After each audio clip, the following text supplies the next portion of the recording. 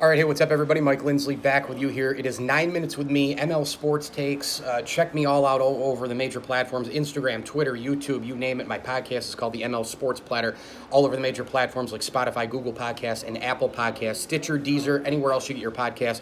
Make sure you download, subscribe, leave feedback, and a 5-star review. We're here on YouTube, Instagrams, IGTV, and of course, Facebook for 9 minutes with me here from Rosie's Corner. It's another Big Fish Friday here. The phone's ringing off the hook since I've been here.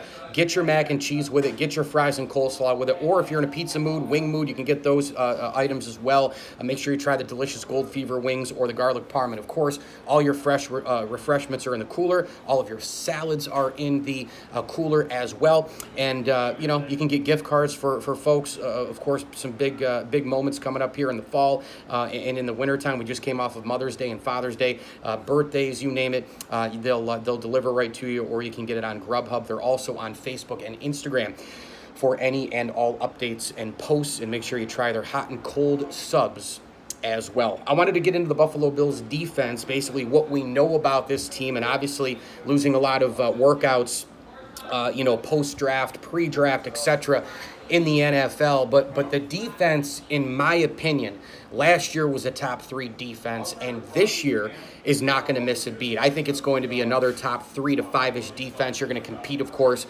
with the San Francisco 49ers. You're probably going to compete with the Baltimore Ravens. I'm not sure how New England will be losing big-time players on that side of the football, including, a Jamie Collins and company, but still should be good under Bill Belichick. Obviously, they know how to draft very well in addition to that. But as far as Buffalo is concerned, we go from the back up. And I just love and cannot get enough of Trey White as a shutdown corner. You take a look at, mixing and matching him and seeing who he could be paired with. It's going to probably rotate during the year, but the Bills are as strong as ever at the safety position. We know that they picked up Josh Norman, who had a really rocky career in Washington, but he played a different defense, and it didn't really seem to be a fit there, and he knows Sean McDermott and company from his earlier playing days. And when you look at Jordan Poyer and you look at Micah Hyde, the Buffalo Bills, I've said it for a couple of years now, they have the best safety tandem in the National Football League. And then you move up into the linebacker area, they're covered across the board. You get A.J. Klein into Adam to Tremaine Edmonds, who's playing and basically controlling the middle of the field, as an MLB for the Bills linebacker core. And then you've got Matt Milano running all over Hell's Half Acre, making and wreaking havoc. Up front, obviously, the key members, you lose Jordan Phillips, of course, you lose Shaq Lawson, but to me, I thought Shaq Lawson was wildly inconsistent, and he didn't really get consistent and really dominating in certain areas, especially on third down, until he got into a contract year. And so you lose Shaq Lawson, Jordan Phillips. Me, 2 words, no problem, because the Bills went out and got Mario Addison, who seems to be already grasping the defense, and Sean McDermott's been raving about his leadership skills and the way he communicates via all of these digital and social ways here, Zoom, etc., all the calls that they've been on since he signed with the Buffalo Bills. And you take a look at Quentin Jefferson.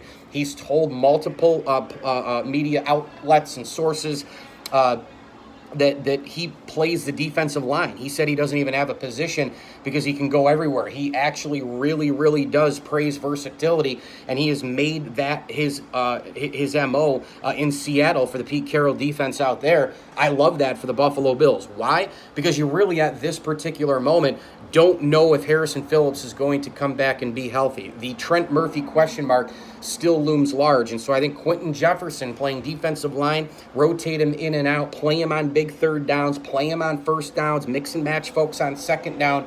That's going to help the Buffalo Bills immensely. I mentioned A.J. Epinesa here and A.J. Klein, a couple of really good additions. I think A.J. Epinesa out of Iowa is going to be a monster star in the NFL. I really do. The Bills got a first-round talent in the second round. He's an Iowa guy. Kirk Ferentz is a head coach who has an unbelievable pedigree with guys going to the National Football League who play on the line, both offense and defense. They obviously breed a ton of tight ends. Iowa's an unbelievable school that breeds physicality, that breeds leadership, that builds durability as well, and just total fundamentals on both sides of the football. And I think this guy's going to be a terrific, terrific add-on here for the Buffalo Bills. And in addition to that, I think you've got a major situation going on here where Jerry Hughes, because Ed Oliver is only going to grow as a defender. You've already seen him working this spring and summer, and let me tell you, he looks absolutely yoked and incredibly ready to go for this Buffalo Bills team. It looks like he's even more ripped and chiseled. He looks like he's faster.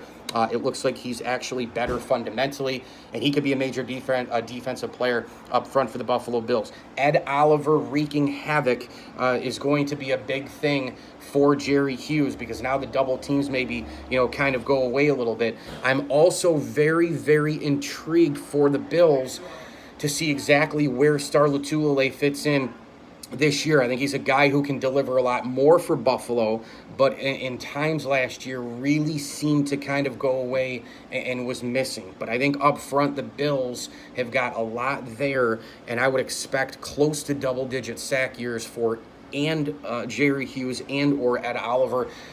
Basically, when you go layer to layer with this defense up front, middle linebacker, and back to the safety and corner positions, the Buffalo Bills are extremely deep, they're extremely versatile, they're extremely talented, and they're fundamentally sound. This is a terrific defense led by Sean McDermott and Leslie Frazier, and I do not expect them to miss a beat from last year. The only couple of question marks you might have is, again, what will Josh Norman do back there? Can he gain some consistency? Can he form his own sort of role? You really got to love, of course, him, taking a leadership role after the George Floyd situation and police brutality in Buffalo, going on a 6-minute tangent, saying that we need to support the cops. We need to become better, both as a white community and as a black community. I just thought that was really forceful stuff and a way to really plant his seed so far as a leader in Buffalo before any football is even in before any football is even in the air to be played in the NFL. We'll see what happens also with his attitude. We've heard some problems prior places, but again, he's in a different culture for Buffalo with McDermott and Frazier and wonderful teammates around him. That's one question mark. The other question mark, of course, is Lorenzo Alexander. You really lose a lot there from not just a playing standpoint, but he took over as the leader in the locker room when Kyle Williams departed the year prior. The Bills really, really, really wanted Kyle Duggar. Did not get him, obviously, in the NFL draft. The Patriots went out and got him. Instead, he was going to kind of be that multifaceted tool-type player, a linebacker who could play a lot of slot and play some nickel stuff and cover some linebackers, yet also cover some tight ends, I should say, and then charge after the quarterback. So we'll have to see who might fill a role there for Lorenzo and that leadership role. But I'm less worried about the leadership situation because you do have a lot of other guys on that defense. The Bills will have to minimize penalties, Jerry Hughes, of course, among them. But I think this defense is not going to miss a beat from last year, and I would expect them, between the additions of Addison, you add in Jefferson, you grab Epinesa and Klein, of course, you grab Norman, you've got Hyde and Poyer, big-time leaders there. I think the Bills will be a top 3 to 5 defense at the very least this year, assuming we get NFL action. Mike Lindsley here, Rosie's Corner, the place. Pizza, wings, pasta, hot and cold subs, and more. It's a Fish Friday today with a mac and cheese and or your fries and coleslaw. Pick up all the delicious salads in the cooler as well as your refreshments. Check them out on Facebook and Instagram. They'll deliver it to you, or Grubhub will send it your way. Facebook and Instagram, make sure to get those likes and follows going as well. Jason, Jody, and the gang here are doing a fabulous job. Again, support local business as we slowly but surely get out of this pandemic here in New York State. I'm Mike Lindsley, ML Sports Platter Podcast. Download, subscribe, leave feedback, and a 5-star review all over the major platforms, and hit me on Twitter at Mike L Sports. And as I always tell you, when they get back in full, enjoy the games.